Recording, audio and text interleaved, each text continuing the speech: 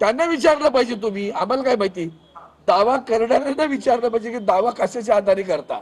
आता तुम्ही पाहिलं ना, हे समोर आहे, हे चित्र आणि ते चित्र दाखवा तुमच्या सोबत आलेले.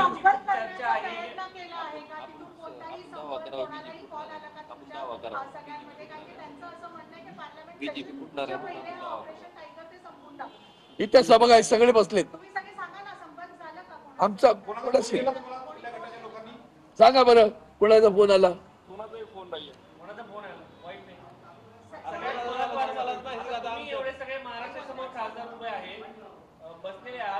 भविष्यामध्ये हिंदुत्व विकासाचा मुद्दा पंतप्रधान नरेंद्र मोदी यांचा विकास पाहून आम्ही जाणार नाही महाराष्ट्राला सांगणार का?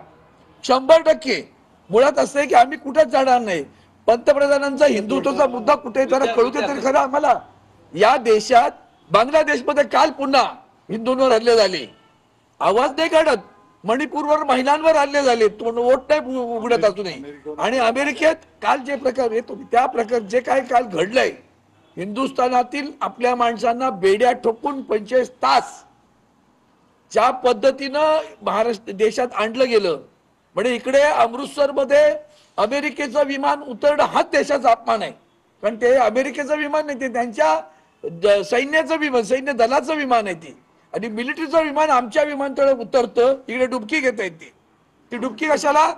तर इकडे निवडणूक आहे दिल्लीमध्ये. निवडणुकीशिवाय तुमचं हिंदुत्व काय नाही, फक्त सत्ता. हिंदुत्वाशी त्यांचं काही लागलेलं नाही, लक्षात घ्या.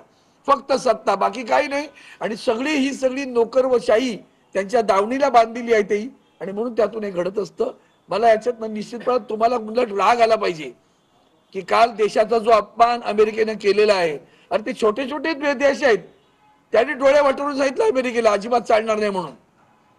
मग त्या देशाने जर असं उत्तर दिलं, सांगितलं आम्हाला पैसे पाठवायचे नाही, आमचं विमान येईल आणि आम्ही सैन्य आमची माणसं घेऊन जाऊ, का तुम्हाला नाही सांगता आलं?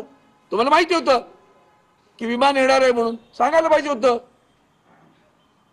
जसं तिकडे तुम्ही घोषणा ना दिलं होतं ट्रम्प सरकारबद्दल, दोघांनी हात मिळून ट्रम्पचा मोठा प्रचार केला होता. तो प्रचार केल्यानंतर ट्रम्पचा पराभव झाला. तुम्हाला तिथं त्या निमंत्रणासाठी वाट बघावी लागली होती, हे लक्षात घ्या. झोंबताय ते सगळं. मग हे असे काहीतरी उद्योग करायचे आणि दिवसभर चॅनलने ते दाखवायचं. सत्य समोर आहे बरं का, तेवढं बघा आणि सत्य दाखवा. यामुळे